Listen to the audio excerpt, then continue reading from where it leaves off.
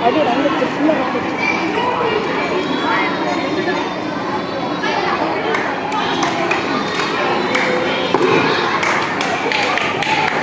அடி ஃபுல்லாக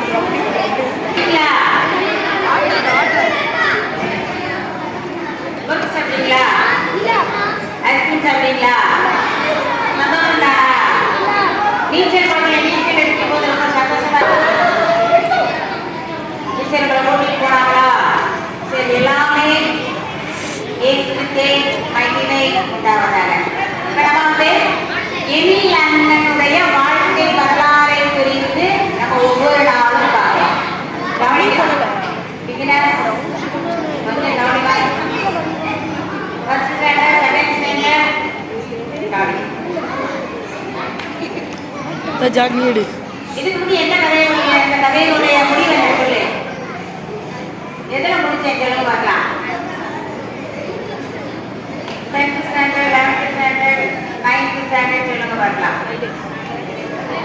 எதில் முடிச்சேன்? அவருக்கு ஒரு அதிர்ச்சியான தகவல் வந்ததுன்னு சொன்னமா? எப்போ டெஸ்ட் பண்ணின உடனே அந்த அண்ணனுக்கு ஒரு அதிர்ச்சியான தகவல் வந்தது. அது என்ன அப்படின்னா, அவங்க ஸ்டாண்ட் ரிப்போர்ட் எடுக்க சொன்னாங்க. அந்த ஸ்டாண்ட் ரிப்போர்ட்ல என்ன அப்படின்னா, ஒரு அதிர்ச்சியான தகவல். கணையத்துல ஒரு கட்டி, வயிற்றில் பல நெறி கட்டிகளும் இருந்தது. கணையத்துல என்ன இருந்ததா? நல்லா கவனிமா. கணையத்துல ஒரு கட்டி இருந்தது, அப்புறம் வயிற்றுல ஒரு நெறி கட்டிகள் இருந்துச்சு. இதை பார்த்த உடனே எல்லாருக்கும் அதிர்ச்சி ஆயிடுச்சு. இந்த அண்ணன் நல்லா ஆண்டவருக்காக ஊழியம் பண்ணிக்கொண்டே இருக்கிறார். ஊழியக்காரர்களுக்கு சோதனை வருமா வராதா? வரும். கண்டிப்பா என்ன செய்யும்? அதிலும் தேவர் என்ன செய்வார்? வெற்றியை தருவார். இப்ப அது வந்து அந்த நெருக்கட்டிகள் எல்லாம் எடுத்துட்டாங்க. ஆனா அந்த கணையத்தில் ஒரு சின்ன கட்டி இருந்தது. அதை டெஸ்ட் பண்ணி பார்க்கும்போது அது கேன்சர் என்று அது சொல்லப்பட்டது. அப்போ நம்ம நல்லா இருக்கோம். டெஸ்ட் பண்ணிட்டு வந்த உடனே நம்ம நமக்கு எப்படி இருக்கும்?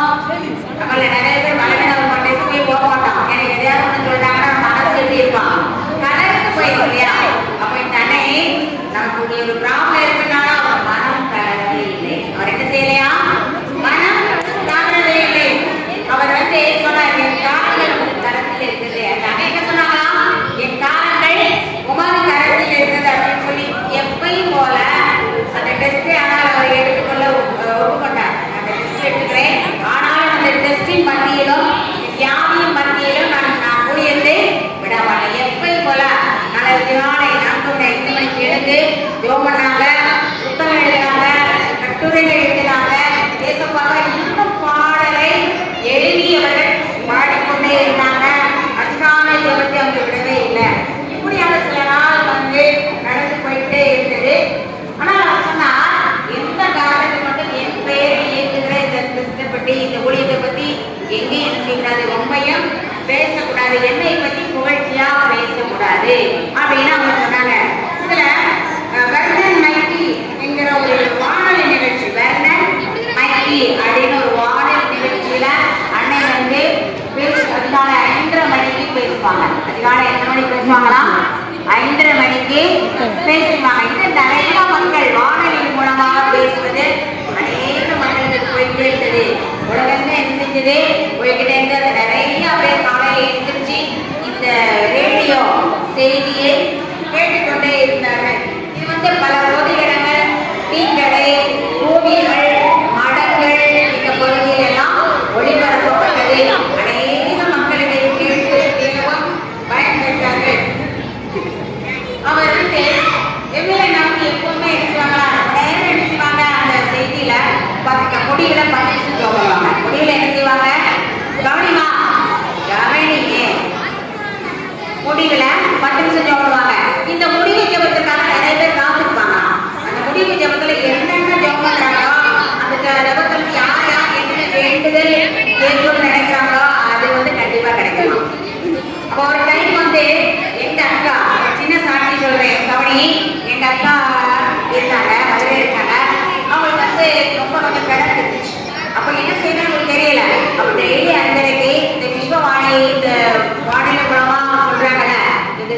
கேட்பாங்களாம். கைகளை உயர்த்தி கொண்டே சில நாள் சமாதானம் கேட்டுட்டே இருந்தாங்களாம். அந்த கொஞ்ச நாள் ஆனது அந்த கடன்கள் அப்படியே மறைந்து போய்விட்டது. அல்லேலூயா சொல்லுவாங்களா? பாருங்க, நம்ம வானொலி செய்தியில கூட அநேக என்ன கிடைக்கிறது, போன்கள் இருக்குது. அப்ப இவருடைய ஜப டைம் நிறைய பேர் விரும்புறாங்க. நிறைய இந்த வானொலியில நிறைய ஊழியத்தை அவர் செய்து கொண்டே வந்தார். அப்புறமா இவருக்கு வந்து இந்த நோய்க்காக கீமோ அப்படிங்கிற ஒரு மருத்துவம் ஒரு டெஸ்ட் கொடுக்கப்பட்டது. இந்த கீமோ அடிக்கடி கொடுத்துட்டே இருந்தாங்க. அது வந்து ஒரு ஊசி தான், அந்த குளுக்கோஸ்ல கலந்து வச்சுருப்பாங்க, கொடுப்பாங்க. அந்த ட்ரீட்மெண்ட் அவர் வந்து எடுத்துக்கொண்டே இருந்தார். எப்படி எடுத்தாலும் சரி அவர் ஆனால் யோகத்தை வந்து அவர் விடவே இல்லை. அவருடைய மாலை நேரம் வந்து அவங்க அம்மா அப்பா கல்லறை போயிடுவாங்களாம். மாலை நேரம் வந்து எங்கே போவாங்களாம்? அம்மா அப்பாவோட கல்லறைக்கு போவாங்களாம். அங்கே போய் ஆண்டவர்கிட்ட கொஞ்ச நேரம் ஜோம் பண்ணிட்டு, சில மணி நேரம் அங்கே ஜோம் பண்ணிட்டு ஜோம் பண்ணிட்டு வருவாங்க. என்னுடைய பழக்கமாக இருந்தது. அப்புறமா இடையில தன்னுடைய 63வது வயதில் அகில உலக வானொலி பணியிலிருந்து அவர் ஓய்வு பெற்றுக் கொண்டார். அவர் இந்த வானொலியில வந்து 25 வருஷமா ஒர்க் பண்ணாங்க. எத்தனை வருஷம் ஒர்க் பண்ணாங்க? 25 வருஷம் இதில் ஒர்க் பண்ணும் பொழுது எத்தனையோ ஆத்மாக்கள் ரட்சிக்கப்பட்டது. அப்புறமா அவங்க சொன்னார், ஏழை மக்களுக்கு உதவி செய்யும் நல்ல சமாரியன் அப்படிங்கிற ஒரு அமைப்பை அவர் உண்டு பண்ணினார். நல்ல சமாரியன், சமாரியன், நல்ல சமாரியன் நம்ம பக்கத்துல இருக்கு. எங்க இருக்கு? இங்கே இருக்குது.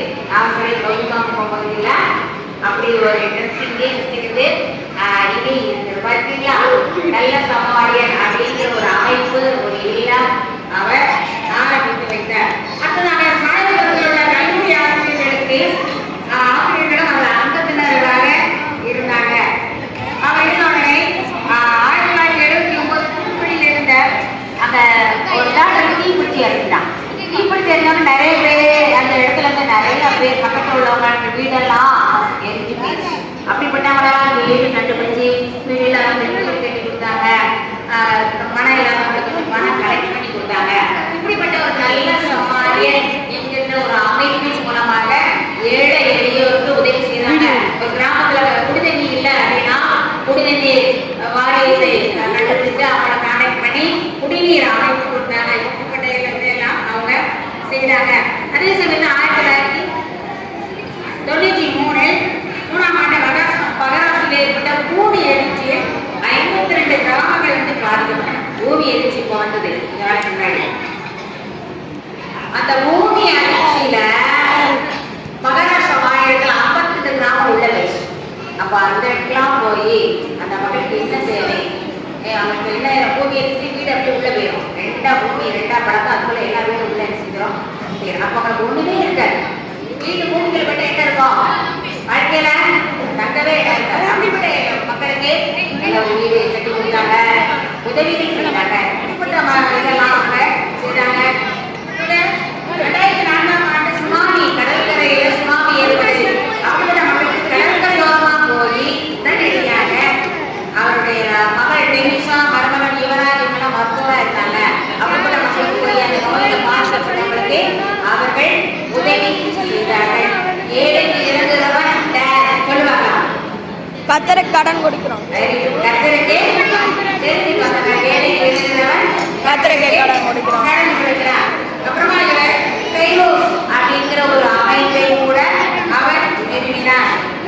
இதுல வந்து ஆண்டவர் வந்து மெகா வாய்ஸ் என்ற சாதனம் மெகா வாய்ஸ், அதுல வந்து 80 மணியிலிருந்து 120 மணி நேரம் வரைக்கும் கேட்கக்கூடிய ஒரு மெகா வாய்ஸ் கருவி கண்டுபிடித்தாங்க.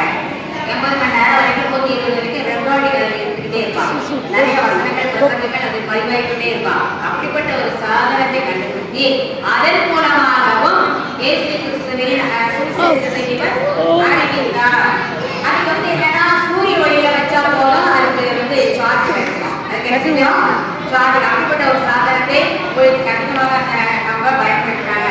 அப்புறமா ஆனந்தி ஜெபசிங் அமெரிக்கனுடைய அவர்களால் என்ற பெயரில்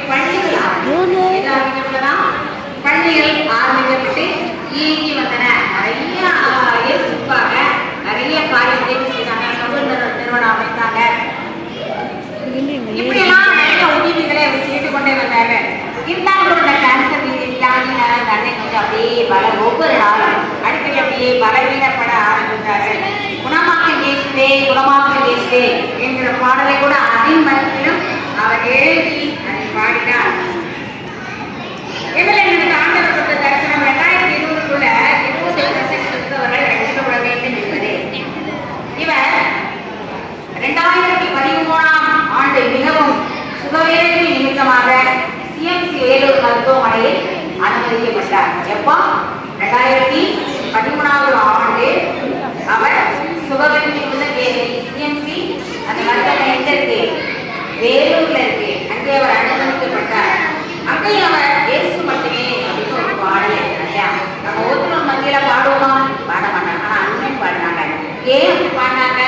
நெருக்கத்தின் மத்தியில் இன்னைக்கு என்ன வசனம் சொல்லு பாப்பா? என்ன வசனம்? இன்னைக்குள்ள வசனம் என்னது? சொல்ல என்ன அக்கா சொல்லி கொடுத்தாங்க? ஜீவவழி என்ன சொல்லி கொடுத்தாங்க?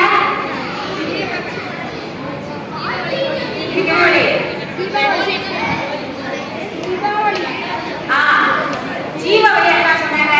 ஜீவனுக்கு போகிற வாசல் இடுக்கமும் வழி நெருக்கமா இருக்கிறது. அதை கண்டுபிடிக்கிறவங்க இல்லை. அது போல தன்னோட வழி எப்படி இருந்தது? நெருக்கமா இருந்தது. எப்படி இருந்தது?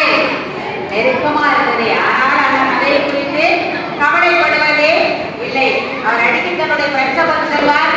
அவர் வந்து இந்த ஊழியத்தை நீங்க விட்டுறாதீங்க, தொடர்ந்து நீங்க செய்யணும். இந்த ஊழியத்தை அவருடைய ஃப்ரெண்ட்ஸை பார்த்து சொல்லுவார். இந்த ஊழியத்தை நீங்க என்ன செஞ்சிடக்கூடாது? விட்டுறக்கூடாது. நீங்க தொடர்ந்து இதை சோர்ந்திடாமல் செய்ய வேண்டும் என்று சொன்னாங்க. அப்புறமா அவர் அங்கிருந்து தூத்துக்குடிக்கு வரணும்னு சொன்னாங்க. அவருடைய சொந்த ஊர் எது? தூத்துக்குடி. ஐயா கலந்துட்டாங்க. சொந்த ஊர் எது? தூத்துக்குடி. வேலூர்ல இருந்து தூத்துக்குடி வந்தா 14 மணி நேரம் ஆகும். ஆனா அவர் சொந்த ஊருக்கு போயிட்டு வரேன்னு சொன்னாரு. வரதுக்கு 14 மணி நேரம் ஆகும். ஆனாலும் அவருடைய ஆசைக்கு இணங்க அவர் வந்து மீண்டும் தூத்துக்குடியில வந்து கொஞ்ச நாள் இருந்தார். அவர் 2013ஆம் ஆண்டு அக்டோபர் மாதம் 26ஆம் தேதி அந்த அன்னை தூத்துக்குடிக்கு வந்தாங்க. அவர் நவம்பர் 18ஆம் தேதி ரொம்ப அவர்கள் குடும்பம் கொண்டு செல்லப்பட்டார்கள். டிசம்பர் 15ஆம் தேதி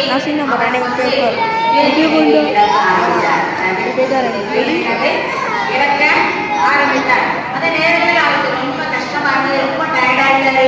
ரொம்ப மாதிரி இருந்தது. ஆனாலும் அவருடைய பிரசன்ஸ் சூரியனை போல இருந்ததுதான் பிரகாசித்தது. அவருடைய மனைவி பார்த்து கொண்டிருந்தார். மனைவி கொண்டிருந்தாரா ஒரு சிரிப்பு கொண்டு அந்த அடை சிரித்தாங்க. அவர் முகம் சூரியனை போல பிரகாசித்ததான். அவங்க சொன்னாங்க. அப்போது அவர் ஸ்ரீல ஊழியர்கள் எல்லாம் சேர்ந்து டாக்டர் சுபா அப்படிங்கிற தேவசேனை வான மீது அந்த பாடலை நினைச்சிட்டாங்களா? பாடிக்கொண்டே இருந்தாங்க. தேவசேனை வான மீது முழங்கோழியாய். அந்த பாட்டு யார் எழுதினாவா? எமிலன் தான் எழுதினாங்க. அவர் என்னென்ன பாட்டா எழுதினாங்களோ அவர் அப்படியே துணை சூழ நின்று அந்த ஊழியர்கள் எல்லாம் அந்த பாட்டை பாடிட்டே இருந்தாங்க. அவர் பற்றி சுற்றி நின்று கொண்டு அந்த மனைவி சொன்னாங்கன்னா, அப்பா கர்த்தர் பண்ணி கொடுத்த எல்லா வேலைகளையும் அருமையாக செய்து முடித்தீர்கள். மனைவி சொன்னாங்கன்னா, கர்த்தர் பண்ணி கொடுத்த எல்லா வேலையும் நீங்க செஞ்சுட்டீங்க. இந்த பூமியில அருமையாக செய்து முடித்தீர்கள் அப்படின்னு சொன்னாங்களா? அப்போ இவர் வந்து இரவு 10 மணிக்கு எல்லாரும் என்ன செஞ்சாங்கன்னா ஒரு பாடல் பாடினாங்க. அதான் இருக்கும் யார் இவர்கள். அந்த பாட்டை அந்த அண்ணன் தான் எழுதினாங்க. அந்த பாட்டை என்ன செஞ்சாங்க? அந்த அண்ணன் தான் எழுதினாங்க. அப்ப அந்த பாட்டை பாடினாங்க. என்ன பாட்டு? கடமா ஒரு கடமா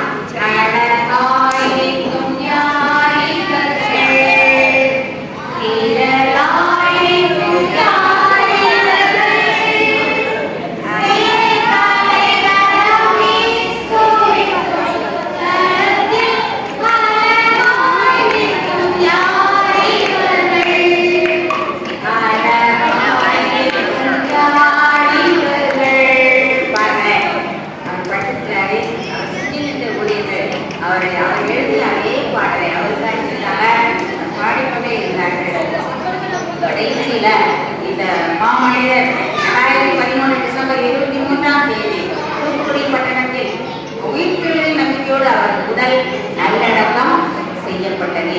அவருடைய உடல் டிசம்பர் 2013ஆம் ஆண்டு டிசம்பர் மாதம் 23ஆவது நாள் அவருடைய உடல் நல்லடக்கம்